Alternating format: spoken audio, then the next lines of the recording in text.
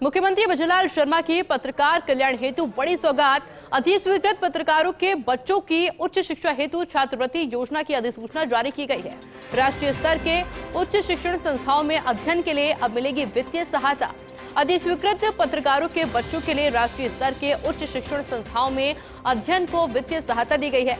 वित्तीय सहायता उपलब्ध कराने के लिए ये योजना शुरू की गई है। छात्र छात्रा के माता पिता में से किसी एक व्यक्ति की अधिस्वीकृत पत्रकार होना आवश्यक है। अधिस्वीकृत पत्रकार जिनकी स्वयं की आजीविका पूर्णतया पत्रकारिता पर ही निर्भर है। ऐसे में अभ्यर्थी की स्वयं की वार्षिक आय को सम्मिलित करते हुए अधिकतम 5 लाख रुपए से कम हो, उनके 2 बच्चे पात्र हो, मान्यता प्राप्त पाठ्यक्रम में संस्थाओं द्वारा विद्यार्थियों से लिए केवल अनिवार्य नॉन रिफंडेबल शुल्क और शुल्क का आधा अर्थात 50% शुल्क का पुनर्भरण भुगतान विद्यार्थियों के बैंक खाते के माध्यम से ऑनलाइन कर दिया जाएगा। पाठ्यक्रम 1 से अधिक वर्ष की अवधि होने पर छात्रवृत्ति का नवीनीकरण प्रतिवर्ष किया जाएगा। मेरे साथ एसोसिएट एडिटर ऐश्वर्य प्रधान जुड़ चुके हैं। ऐश्वर्य, एक बड़ी सौगात किस तरह से देख रहे हैं?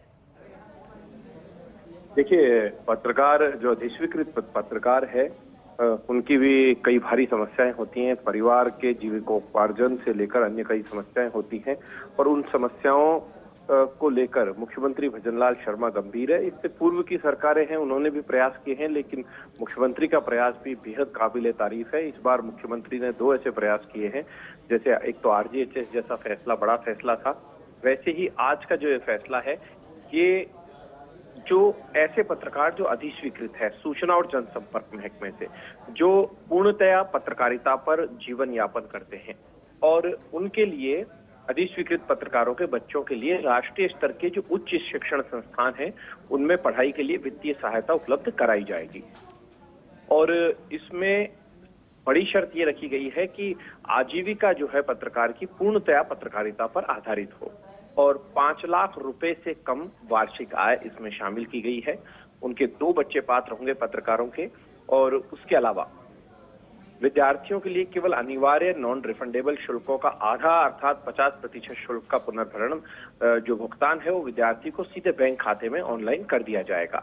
पत्रकार कल्याण के लिए एक बड़ा महत्वपूर्ण कदम ये तो है ही। इसके अलावा आरजेएचएस का शुभारंभ भी मुख्यमंत्री ने किया है, जिसमें कैशलेस चिकित्सा सुविधा उपलब्ध हो सकेगी और स्वतंत्र पत्रकारों की आयु सीमा में भी छूट दी है।